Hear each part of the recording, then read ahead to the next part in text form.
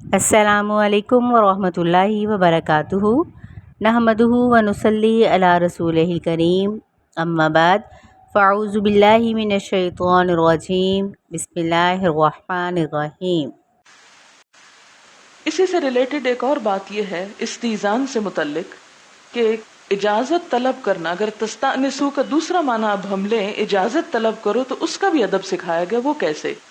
وہ یہ کہ انسان کسی کے گھر میں جھانکے بغیر، کان لگائے بغیر دروازے پہ آئے، دروازہ بجائے یا بیل بجائے یا کوئی اور طریقہ جو بھی وہاں پر معروف ہو اس کو استعمال کرے اور گھر والوں کو اطلاع دے۔ اب اس میں یہ بھی درست نہیں کہ اتنا دھڑ دھڑ دروازہ بجائے کہ سارا محلہ پریشان ہو جائے۔ حدیث میں آتا ہے صحابہ کرام نبی صلی اللہ علیہ وسلم کے دروازے کو ناخنوں کے ساتھ بجایا کرتے تھے، بالاظافیر کا لفظ آتا ہے، اتنا کہ گھر والوں کو پتہ چل جائے۔ اور اس لیے بھی کہ اس وقت اتنے بڑے بڑے مینشنز تو ہوتے نہیں تھے کہ گھر والے کہیں اندر بیسمنٹ میں جا کے سو رہے ہوں، اس لیے ڈائریکٹ وہ دروازہ کمرے کا ہی ہوا کرتا تھا، تو ہلکا سا بجانا بھی کافی ہوتا تھا۔ پھر اسی طرح یہ ہے کہ اجازت لینے سے پہلے گھر میں جھانکنے سے منع کیا گیا۔ آپ صلی اللہ علیہ وسلم نے فرمایا جب نگاہ داخل ہو گئی تو پھر خود داخل ہونے کے لیے اجازت مانگنے کا کیا موقع رہا؟ تو کس بات کی اجازت مانگ رہے ہو؟ اسی طرح حضرت حذیل بن شرحبیل کہتے ہیں کہ ایک شخص نبی صلی اللہ علیہ وسلم کے پاس حاضر ہوا اور عین دروازے پر کھڑے ہو کر اجازت مانگی۔ دروازہ کھلا ہوگا، بیچ میں آ کے کھڑے ہو گئے اور گھر میں سارا کچھ دیکھ لیا اور کہا میں آ جاؤں، یہ اجازت نہیں ہے۔ آپ نے فرمایا پرے ہٹ کر کھڑے ہو۔ اجازت مانگنے کا حکم تو اس لیے ہے کہ نگاہ نہ پڑے، یعنی نگاہ بھی محفوظ رہے۔ حضور صلی اللہ علیہ وسلم کا اپنا طریقہ یہی تھا کہ جب کسی کے گھر تشریف لے جاتے تو دروازے کے عین سامنے نہ کھڑے ہوتے، کیونکہ اس زمانے میں گھروں کے باہر پردے نہیں لٹکائے جاتے تھے، ہٹ کر کھڑے ہوتے۔ آپ دروازے کے دائیں یا بائیں کھڑے ہو کر اجازت مانگا کرتے تھے۔ حضرت انس خادم رسول صلی اللہ علیہ وسلم فرماتے ہیں کہ ایک شخص نے آپ کے حجرے کے باہر سے جھانکا۔ جیسے کچھ لوگوں کی عادت ہوتی ہے نا کہ گزرتے گزرتے کسی کی کھڑکی کھلی ہو یا کوئی پردہ ہٹا ہوا ہو تو ضرور اندر دیکھتے ہیں کہ کیا ہو رہا ہے۔ اسلامی اعتبار سے یہ بات جو ہے درست نہیں ہے۔ اس میں حضرت انس کہتے ہیں کہ ایک شخص نے اسی طرح کیا کہ آپ کے گھر میں جھانکا۔ آپ صلی اللہ علیہ وسلم اس وقت ہاتھ میں ایک تیر پکڑے ہوئے تھے، تیر۔ آپ اس کی طرف اس طرح بڑھے کہ وہ تیر اس کے پیٹ میں گھونپ دیں گے، اتنا شدید غصہ کا اظہار کیا، کیونکہ کسی کی پرائیویسی میں بغیر اجازت خلل ڈال دینا اور بغیر اجازت گھس آنا یہ بات درست نہیں۔ اسی طرح حضرت عبداللہ بن عباس کی روایت ہے کہ حضور صلی اللہ علیہ وسلم نے فرمایا کہ جس نے اپنے بھائی کی اجازت کے بغیر اس کے خط میں نگاہ دوڑائی گویا وہ آگ میں جھانکتا ہے۔ بعض اوقات یہ ہوتا ہے نا کہ کسی کی ڈائری مل گئی، کسی کی کوئی چیز مل گئی تو اس کو پڑھنے کی کوشش کی، تو مراد اس سے یہ ہے کہ نہ صرف یہ کہ گھر میں جھانکنا منع ہے بلکہ دوسرے کی پرائیویٹ چیزوں میں جھانکنا منع ہے۔ بعض اوقات آپ مہمانوں کو اپنے بیڈ روم میں ٹھہراتے ہیں، وہ آپ کی ایک ایک چیز کو کھول کر جائزہ لیتے ہیں کہ اس میں کیا رکھا ہے، الماری میں کیا ہے، اوپر کے خانے میں کیا ہے، درازوں میں کیا ہے، پھر کھول لیں گے بغیر اجازت، پھر نکال کے پوچھیں گے اچھا یہ کہاں سے لیا تھا، تو اس کے ساتھ کیا کرتے ہو، بے شمار سوال۔ یوں لگتا ہے وہ آپ سے ملاقات کو نہیں آئے، آپ کی چیزوں سے ملاقات کو آئے ہیں۔ یہ تھوڑی سی مادہ پرستی کی بھی ایک وہ رجحان ہو گیا ہے ہمارے ہاں کہ چیزوں کی محبت دلوں میں ایسی گھر کر گئی کہ انسانوں کی محبت سیکنڈری ہو گئی۔ اگر کھانا پیش کیا جائے کس نے پکایا ہے، کیا ڈالا ہے، دیسی گھی ڈالا ہے یا ڈالڈا ڈالا ہے، اس قسم کی باتیں یہ اسلامی اعتبار سے انتہائی نیچ ہیچ قسم کی باتیں ہیں، ایسا نہیں کرنا چاہیے۔ یہ تمام چیزیں اخلاق سے گری ہوئی حرکتیں ہیں۔ انسان کی نگاہ میں اتنا حیا ہونا چاہیے کہ کسی کا سونا بھی سامنے پڑا ہو تو انسان اس کی طرف نظر اٹھا کے نہ دیکھے، جیسا کہ پیچھے آیت آ چکی ہے نا، لا تمدن عینیک الی ما متعنا بہ ازواجا منہم۔ نبی صلی اللہ علیہ وسلم کو کہا گیا کہ آپ اپنی نگاہ کو لمبا نہ کریں، یعنی نظر بھر کے نہ دیکھیں اس رونق اور زینت کو جو دنیا کے طرح طرح کے لوگوں کو ہم نے دی ہے، یعنی ایک مسلمان کی نگاہ اپنے مقصد پر ہونی چاہیے یا دنیا کی چیز پر ہونی چاہیے؟ آپ کسی کے گھر جائیں اور ایک ایک ڈیکوریشن پیس اٹھا کے پوچھیں اچھا یہ کس ملک کا ہے، یہ کتنے میں آیا تھا، کب سے لیا ہوا ہے، سب گھٹیا حرکتیں ہیں۔ اس سے کسی کی ذاتی زندگی میں داخل ہو کر اس کے حالات کی کھوج کرید کرنا یہ ناپسندیدہ ہے۔ تو یہاں اگرچہ آیت کا کانٹیکسٹ تو وہ جو سطر اور حجاب کی حدود ہیں اس میں ہے، لیکن چونکہ تستأنسو کا ایک معنی علماء نے تستأذنو کیا ہے، تو پھر اذن میں اجازت، اور اجازت میں پھر کیوں اجازت کہ دوسرے کی پرائیویسی میں کوئی مخل نہ ہو، یعنی اسلام دوسرے شخص کی پرائیویسی کو محفوظ رکھنا چاہتا ہے تاکہ گھروں میں امن اور سکون سے رہا جا سکے۔ اگر آپ ہر وقت لوگوں کے آگے اپنی ساری زندگی کی جواب دہی کرتے رہیں تو جینا کتنا تکلیف دہ ہو جائے، اور تکلیف دہ ہو جایا کرتا ہے۔ اس لیے خدا کے لیے اپنے اوپر رحم کریں اور دین پر بھی رحم کریں۔ جو لوگ تبلیغ کے کام کو نکلیں وہ اس قسم کی حرکتیں نہ کریں، کیونکہ اس سے ذلت آتی ہے۔ یعنی ذلت کیا ہے کہ کسی کی نگاہ میں آپ کا مقام گر جائے۔ جب میں لوگوں کو آبزرو کرتی ہوں کسی کے گھر جا کر تو آپس میں بھی اسی قسم کی حرکتیں کر رہے ہوتے ہیں۔ بعض اوقات گھر والے تنگ آ رہے ہوتے ہیں کہ بس کر دے اب یہ سوال جواب، اتنا لمبا چوڑا انٹرویو، لیکن شاید لوگ سجا کے بھی اس لیے رکھتے ہیں بہت کچھ کہ لوگ پوچھیں، یعنی اب انہوں نے بھی ایکسپٹ کر لیا ہے اس ساری چیز کو، اور جاتے بھی اسی نظر سے ہیں کہ ذرا جا کے دیکھیں تو صحیح کہ کیا کچھ ہے۔ بہرحال آپ صلی اللہ علیہ وسلم نے فرمایا اگر کوئی شخص تیرے گھر میں جھانکے اور تو ایک کنکری مار کر اس کی آنکھ پھوڑ دے تو کچھ گناہ نہیں۔ آپ کو پتا نا کہ پیچھے آپ پڑ چکے ہیں کہ اگر آنکھ پھوڑ دی کسی کی تو بدلے میں پھڑوانی ہوگی، قصاص۔ لیکن اگر کوئی آپ کے گھر جھانک رہا ہے اور آپ اس کی آنکھ میں کچھ چیز مار دیتے ہیں اس کو روکنے کے لیے، تو عدالت آپ کو کچھ بھی نہیں کرے گی، کچھ نہیں کہے گی، آپ کو کوئی قصاص نہیں دینا پڑے گا، کیونکہ اس نے انتہائی غلط قسم کی حرکت کی۔ پھر اسی طرح جو لوگ دیکھ نہیں سکتے تو ان کو سننے سے بھی منع کیا گیا۔ سن کے بھی کسی کی ٹوہ لینا کہ اچھا یہ کیا باتیں ہو رہی۔ بعض لوگ جیسے کسی کے گھر جاتے ہیں تو کوئی آپس میں بات کر رہا ہو یا نہ بھی کر رہا ہو، یا جیسے آپ کلاس میں بیٹھے ہوئے دو لوگ بات کر رہے ہیں تو کچھ لوگوں کو میں دیکھتی ہوں کہ وہ دیکھ کہیں اور رہے ہوتے ہیں اور کان کہیں لگائے ہوئے ہوتے ہیں، یا بیٹھ کے اپنا نہیں دوسروں کا جائزہ لے رہے ہوتے ہیں، اچھا فلانا آیا وہ کیا کر رہا ہے، وہ کس سے بات کر رہا ہے۔ یہ حرکتیں بھی گھٹیا حرکتیں ہیں، ایسا نہیں کرنا چاہیے۔ پھر اسی طرح اجازت کا حکم صرف غیروں کے گھروں میں نہیں اپنے گھروں میں بھی ہے، کیونکہ آپ صلی اللہ علیہ وسلم نے اپنی ماں بہنوں کو بھی ایسی حالت میں دیکھنے سے منع کیا ہے۔ ایک شخص نے نبی صلی اللہ علیہ وسلم سے پوچھا کیا میں اپنی ماں کے پاس جاتے وقت بھی اجازت طلب کروں؟ آپ نے فرمایا ہاں۔ اس نے کہا میرے سوا ان کی خدمت کرنے والا کوئی نہیں، یعنی میرا تو جانا ضروری ہوتا ہے، کیا ہر بار جب جاؤں تو اجازت لے کے جاؤں؟ آپ نے فرمایا اتحب ان تراہا عریانا، کیا تم پسند کرو گے کہ تم اپنی ماں کو ننگا دیکھو؟ کہ ہو سکتا ہے کسی وقت وہ کپڑے، یعنی جیسے گرمی کا موسم ہوتا ہے عموماً شرٹس باریک ہوتی ہیں، انسان دوپٹہ اتار کے رکھ دیتا ہے، یا سلیوز چھوٹی ہوتی ہیں، کوئی اور اسی طرح کا ڈریس ہوتا ہے جو گھر کے اندر شارٹ ڈریس جیسے پہنا ہو، تو اب بیٹا بھی اگر جوان ہو تو اس کے سامنے بھی ایسے ڈریس میں جو بہت زینت والا ہو ماں کو نہیں آنا چاہیے۔ فرمایا کہ تم کیا چاہتے ہو کہ ماں کو ننگا دیکھو؟ بعض اوقات یہ کہ لیٹے ہوئے ہوتا ہے انسان، کپڑا جسم سے ہٹ جاتا ہے یا کچھ، تو اگر پتہ چل رہا ہے کہ کوئی میل رشتہ دار جہاں محرم ہے آ رہا ہے تو انسان اس سے پہلے اپنے آپ کو درست کر لے۔ حتیٰ کہ اگر بھائی بہن کے کمرے میں جا رہا ہے تو بتا کر جائے، ہو سکتا ہے کہ بہن کسی ایسی حالت میں ہو کہ جس میں دیکھنا اس کو ناگوار ہو، تو یہ چیز جو ہے درست نہیں۔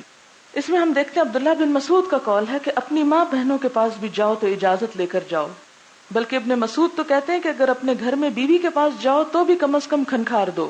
ان کی بیوی زینب کی روایت ہے کہ حضرت عبداللہ بن مسعود جب کبھی گھر آنے لگتے تو ایسی آواز کرتے جس سے پتہ چل جاتا کہ وہ آ رہے ہیں، اور وہ اسے پسند نہ کرتے تھے کہ گھر میں اچانک آ کھڑے ہوں، کیونکہ اس سے بھی بعض اوقات گھر والے گھبرا جاتے ہیں۔ بعض اوقات یہ ہوتا ہے خواہ اپنی ہی بیوی کیوں نہ ہو لیکن وہ کسی ایسی حلیے میں کہ اگر آپ اس کو دیکھیں تو آپ کے دل میں اس کی نفرت بیٹھ جائے۔ مثلا بعض لباس ایسا ہو سکتا ہے میلا کچیلا، یا حالت ایسی بگڑی بھی ہو سکتی ہے تو کیا ہے کہ اگر پتہ چل جائے تو انسان تھوڑا سا باوقار انداز میں سامنے آ جاتا ہے. تو اس لیے خواہ کوئی بھی نہ ہو پھر بھی مسنون یا پسندیدہ مستحب کیا ہے کہ اجازت یا اطلاع کر کے آؤ. ہاں اجازت سے مستثنا صورتیں یہ ہیں کہ خدا نہ خواستہ کسی کے گھر میں ایمرجنسی ہو گئی، نعوذ باللہ کوئی آگ لگ گئی، یا کوئی بے ہوش ہو گیا ہے، یا کوئی ایسا ہی شور اٹھا ہے گھر میں، تو پھر اس میں انسان مدد کرنے کے لیے بغیر اجازت بھی آ سکتا ہے. ویسے چیخو پکار کی ایسی آواز ہے کہ سمجھ نہیں آ رہا کہ اندر کیا ہو رہا ہے. انسان دروازہ نوک کرتا ہے، نہیں کھلتا، توڑ کے دروازہ بھی اگر کوئی آ جاتا ہے تو کوئی حرج نہیں کہ کسی کی جان بچانا ہے. اسی طرح اجازت لینے کا طریقہ کیا ہے؟ یہ نہ کہے کہ کیا میں آ جاؤں، بلکہ اپنا نام لے کر کہے کہ کیا فلاں اندر آ جائے. اور یہ بھی نہیں کہنا چاہیے کیا میں گھس آؤں، کیونکہ ایک شخص نے یوں کہا الجو، کیا میں گھس آؤں؟ تو آپ نے فرمایا ایسا مت کہو، کہو ادخل. یعنی غیر مہذب الفاظ عام طور پر بھی نہیں بولنے چاہیے، اسے ناپسند کیا گیا. نبی صلی اللہ علیہ وسلم نے اپنی لونڈی روزہ سے فرمایا یہ شخص اجازت مانگنے کا طریقہ نہیں جانتا جو کہہ رہا تھا میں گھس آؤں، ذرا اٹھ کر اسے بتاؤ کہ یوں کہنا چاہیے السلام علیکم ادخل. اسی طرح حضرت عمر کیا کیا کرتے تھے؟ السلام علیکہ یا رسول اللہ ایدخل عمر، اے اللہ کے رسول صلی اللہ علیہ وسلم آپ پر سلامتی ہو، کیا عمر اندر آ جائے؟ تاکہ پتہ چل جائے، کیونکہ بعض اوقات آوازیں مشابہ ہوتی، ہو سکتا ہے آپ کے بھائی اور کزن کی آواز ایک جیسی ہو اور آپ کہہ دیں کہ ہاں آ جائیں، اور آپ کو معلوم نہیں اور کوئی ایسا شخص اندر آ جائے کہ جو آپ کا محرم نہ ہو، تو اس سے پردے کے احکامات جو ہیں وہ متاثر ہوں، تو یہ درست نہیں. حضور صلی اللہ علیہ وسلم کا بھی اپنا طریقہ یہی تھا. آپ حضرت سعد بن عبادہ کے ہاں گئے اور السلام علیکم ورحمۃ اللہ کہہ کر 2 مرتبہ اجازت طلب کی، اندر سے جواب نہ آیا.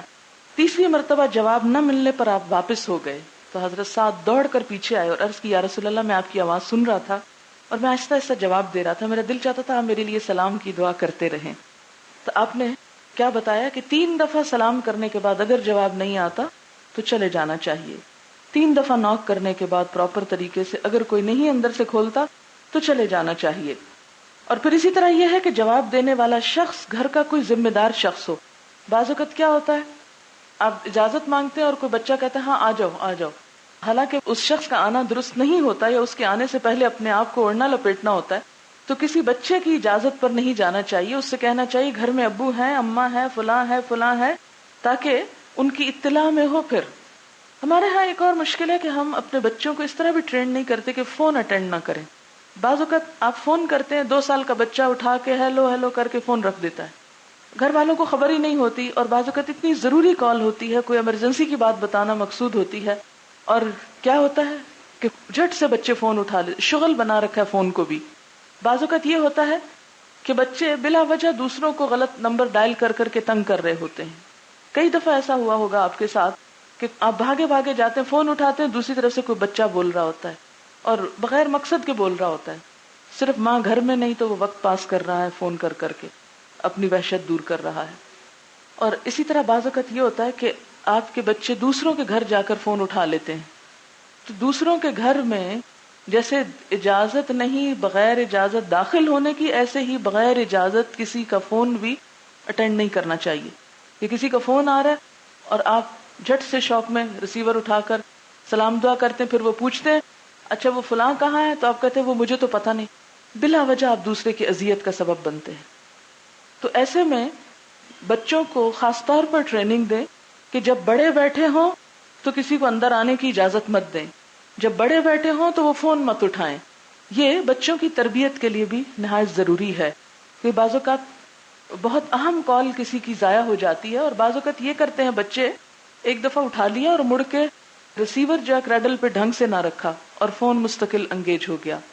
تو یہ زندگی گزارنے کے چھوٹے چھوٹے طریقے ایسے ہیں کہ جن کی اگر احتیاط کی جائے اور اس تربیت کے مطابق اگر ہم چلیں تو ہماری زندگی خوشگوار ہو سکتی ہے. ہم خود بھی اذیت سے بچ سکتے ہیں اور دوسروں کو بھی بچا سکتے ہیں.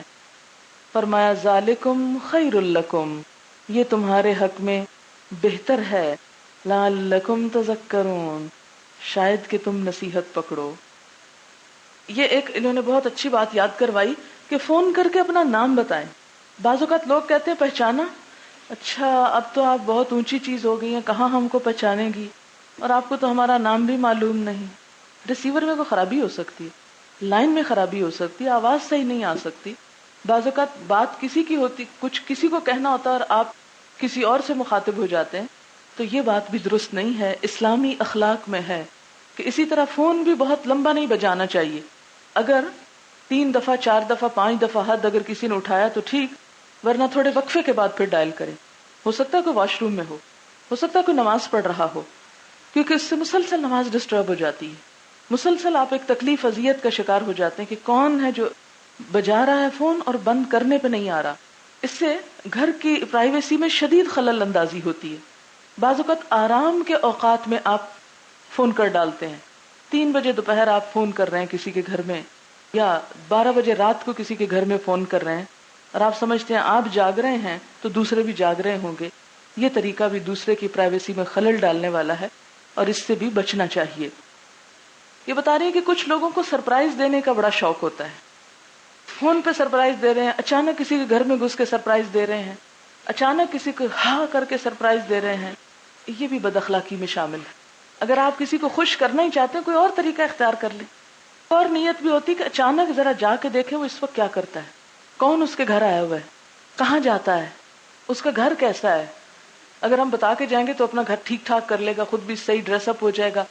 اور اگر ہم بغیر اجازت جائیں گے تو پتا تو چلے گا وہ اس کی اصلیت کیا ہے. خصوصاً جیسے ساس کے روپ میں آپ یا بہو کے، تو ہمارے گھروں میں بہت ساری خرابیوں کی ابتدا یہیں سے ہوتی ہے. چپ کے بہو کے کمرے میں آ جانا، کیا کھا رہی ہے، کیا کر رہی ہے، کیا رکھ رہی ہے، کیا لا رہی ہے. اچھا اسی طرح بعض اوقات لوگ جیسے محلے داری ہوتی ہے نا، تو دروازوں پہ کھڑے رہتے ہیں، کس کے گھر کون گیا، کون نکلا، وہ گھر میں کیا لے کر گیا، 1 تھیلا تھا یا 2 تھے، اس کے اندر کھانے کی چیز تھی یا کپڑا تھا. اس سے بھی بہت ساری جیلسیز اور بہت سارے حسد اور رقابتیں جو ہیں وہ جنم لیتی ہیں. پھر فرمایا فَإِن لَّمْ تَجِدُوا فِيهَا أَحَدًا، پھر اگر تم ان میں کسی کو نہیں پاتے، فَلَا تَدْخُلُوهَا، مت داخل ہو اس میں. یعنی اگر گھر میں کوئی ہے نہیں تو اس میں مت جاؤ. حَتَّى يُؤْذَنَ لَكُمْ، حتیٰ کہ تم کو اجازت دے دی جائے. وہ کیسے؟ مثلاً صاحب خانہ گھر پر ہے ہی نہیں، ہو سکتا ہے وہ سامنے گھر میں کسی میں گیا اور اپنا گھر لاک نہ کر کے گیا ہو، یا یہ کہ وہ کسی اندر کے سٹور میں ہے. اب اتنے میں اگر آپ اندر بغیر اجازت چلے جا رہے ہیں اور وہ اچانک آپ کو دیکھے تو ہو سکتا ہے آپ کو چوری کا الزام لگ جائے، آپ کو ڈاکو کا خطاب مل جائے، اور یہ ڈاکہ ڈالنے کے مترادف ہی بات بنتی ہے. فَإِن لَّمْ تَجِدُوا فِيهَا أَحَدًا فَلَا تَدْخُلُوهَا حَتَّى يُؤْذَنَ لَكُمْ وَإِن قِيلَ لَكُمُ ارْجِعُوا فَارْجِعُوا، اور اگر تم سے کہا جائے واپس چلے جاؤ تو لوٹ جاؤ، چلے جاؤ. هُوَ أَزْكَىٰ لَكُمْ، وہ تمہارے لیے زیادہ پاکیزہ ہے، تمہارے حق میں زیادہ بہتر ہے. بعض اوقات ایسا ہوتا ہے کہ آپ بالکل اس بات کے لیے تیار نہیں ہوتے، جسمانی طور پر یا اپنے کام کی مشغولیت کی وجہ سے یا کسی ایسے کام کی وجہ سے کہ جس میں آپ کسی کی مداخلت پسند نہیں کرتے کہ کوئی آپ کے پاس آئے. ایسے میں عموماً اگر کسی کو تھوڑے اچھے طریقے سے بھی ریفیوز کیا جائے تو لوگ لازماً مائنڈ کر کے چلے جاتے ہیں اور کہتے ہیں دوبارہ تو کبھی نہیں آئیں گے ان کے پاس، انہوں نے ہمیں کیوں واپس بھیجا. اگر اشارے سے بھی کسی کو کہہ دیا جائے کہ واپس ہو جاؤ تو اس بات کو مائنڈ کر لیا جاتا ہے. یا کسی کو یہ کہا جائے کہ آج وقت نہیں ہے، کل بات کر لیں گے. ٹیلی فون پہ ہی بعض اوقات ایسا ہوتا ہے کہ لوگ کال کرتے ہیں کہتے ہیں ابھی وقت نہیں، میں ٹھہر کے بات کروں گی. تو اس کو بھی مائنڈ کر لیتے ہیں کہ آپ تو بات ہی نہیں کرتی. تو یہ چیز اب سوچنی چاہیے کہ اگر واقعی کوئی شخص ایسی پوزیشن میں ہے کہ وہ نہیں بات کر سکتا، کوئی بھی کنڈیشن اس کی ہو، مثلا کھانا کھا رہے ہیں، کھانا کھاتے ہوئے تو اذان کا جواب دینے کی بھی رخصت ہے کہ نہ دے. بے شک آپ قرآن پڑھ رہے ہیں، اگر کوئی سلام کرتا ہے آپ کو تو آپ کو جواب دینے کی کوئی ضرورت نہیں ہے. آپ نہ بھی دیں تو آپ گناہ گار نہیں. مت بولیں آپ بے شک کسی سے. تو بعض اوقات ہو سکتا ہے ایک شخص پڑھ رہا ہو، کوئی لکھ رہا ہو، کوئی کھا رہا ہو، کوئی واش روم میں ہو، کوئی کسی ایسے حلیے حال میں کام کر رہا ہو جلدی جلدی کہ اس کے کپڑے بھی میلے کچیلے ہیں اور اس کو کام بھی جلدی ختم کرنا ہے کہ ختم کر کے کہیں اور جانا ہے. تو ایسی صورت میں آپ اس کے سر پہ مسلط ہو جاتے ہیں. اور پھر بعض اوقات بعض لوگ آتے ہیں تو جانے کا نام ہی نہیں لیتے. حتیٰ کہ آپ کو خود کہنا پڑتا کہ پلیز اب مجھے یہ کام کرنا ہے اگر آپ جا سکے تو. یہ بھی دوسرے کو ذلیل کرنے والی بات ہے کہ آپ جائیں اور پھر اٹھنے کا نام نہ لیں. اس پر سورۃ الاحزاب میں بھی تفصیل سے بات آئے گی. اور یہاں پر کیا فرمایا, اگر تمہیں کہا جائے چلے جاؤ تو چلے جاؤ. تو اس سے کیا پتہ چلتا ہے کہ اسلام بلا وجہ کی مروت کا دین نہیں, کہ پہلے آپ مروت کے مارے کسی کو کہیں اچھا آ جاؤ, پھر جب آ جائے تو آپ جلنے کوڑنے لگے, اس کے منہ پہ کچھ کہہ نہ سکیں, ادھر غیبت کریں ادھر بات کریں, ادھر منہ بنائیں ادھر کیا مصیبت ہے, آ گیا ہے فلاں, اب یہ جا نہیں رہا, اب ایسا ہے. کیوں آپ غیبت کر رہے ہیں ادھر ادھر؟ اسی کو کہیں جو کہنا ہے آپ کو. تو یہ انتہائی اہم بات ہے اور سمجھنے کی بات ہے. پھر آپ دیکھیں کہ یعنی اس سے بنیادی طور پر کیا پتہ چلتا ہے کہ کسی کو ملاقات کے لیے مجبور نہیں کیا جا سکتا اور مجبور نہیں کرنا چاہیے کہ وہ لازماً آپ کی بات سنے یا لازماً آپ کے ساتھ گفتگو کرتا رہے. کل ہی کی بات ہے, میں جب پی ایم اے میں گئی ہوں تو تقریباً 2.5-3 گھنٹے کا سیشن تھا. پہلے لیکچر ہوا, اس کے بعد کوسچن آنسرز تھے, اور رات کے 9 بج چکے تھے. اور میں جیسے کہ دوپہر کا کھانا نہیں کھاتی تو پھر رات بہت لیٹ ہو جائے تو اسٹیمنا بھی کم ہونے لگتا ہے. اب یہ کہ جو کوسچنز میکسیمم انہوں نے رکھے ہوئے تھے وہ سب کے آنسر میں نے کیے. جو ہی میں اٹھی تو لوگ پھر میرے پاس آ گئے, ہماری ایک بات کا جواب دیں, دوسرا کہ ایک بات کا جواب دیں. میں نے اس وقت معذرت کی, بہت کم میں اس طرح معذرت کرتی, لیکن میں نے معذرت کی. میں نے کہا کہ شاید میں کھڑے ہو کر آپ کے صحیح جواب نہ دے سکوں, کیونکہ علماء اس بات سے منع کرتے ہیں کہ کسی سے راستہ چلتے وقت کوئی علمی یا دینی مسئلہ مت پوچھو. اب جیسے کلاس میں بھی ایسے ہوتا ہے نا کہ جیسے یہاں سے لیسن میں نے ختم کیا, میں اٹھ گئی, اٹھ کے نیچے اتری ہوں نماز پڑھنے کے لیے, تو ایک شخص آ کے کوئی ایسا ڈیپ قسم کا سوال کرتا ہے کہ جس پر آپ کو کافی غور و فکر کی ضرورت ہوتی. لیکن نا اس وقت جب میں بول رہی ہوں تو میرے پوری کنسنٹریشن اس موضوع پر ہے, تو میرا ذہن اس میں کام کر رہا ہے. جب یہ بند ہو جاتا ہے تو ہمارے دماغ کا بھی وہ دروازہ بند ہو جاتا ہے, پھر وہ کچھ اور سوچ رہا ہوتا ہے.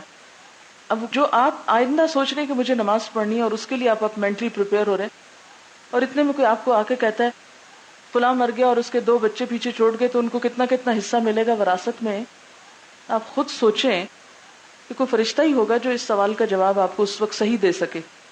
وہ معلوم نہیں کچھ سے کچھ کہہ دے. تو کبھی بھی یہ اپنی زندگی کا اصول بنا لے کہ راہ چلتے کسی سے علمی سوال نہ کریں. اور بعض اوقات لوگ اصرار کرتے نہیں, اس بات کا تو جواب دے کر ہی آپ آگے بڑھیں, تو یہ نہیں ہونا چاہیے. اگر کوئی کہے کہ بس ختم تو ختم, اور نہیں پوچھو تو نہیں پوچھو, اور پھر مائنڈ بھی نہ کیا جائے.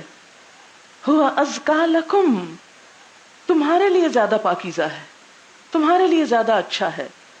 کس لحاظ سے؟ کہ غیبت سے بچو گے, بدگمانی سے بچو گے, اور بہت سی اور خرابیوں سے بچو گے. اچھا بعض اوقات میں نے دیکھا ہے کہ لوگ جیسے فون اٹینڈ کرتے ہیں مصیبت کے مارے, بات کر رہے ہوتے ہیں, دوسرے شخص کو آپ کی شکل نظر نہیں آ رہی ہوتی, آپ منہ بنا رہے ہیں, تیوری چڑھا رہے ہیں, ہاتھ جھٹک رہے ہیں, پاؤں مار رہے ہیں. انتہائی غلط بات ہے. نہیں اٹینڈ کرنا چاہتے شرافت سے رکھ دیں, اٹینڈ کر رہے ہیں شرافت سے اٹینڈ کریں. یہ سوچ کر کہ وہ تو مجھے دیکھ نہیں رہا اور فیسز بنائے چلے جا رہے ہیں اور اس کو برا بھلا کہے چلے جا رہے ہیں, تو یہ گناہ میں شامل ہوگا, یہ غیبت میں شمار ہو جاتا ہے.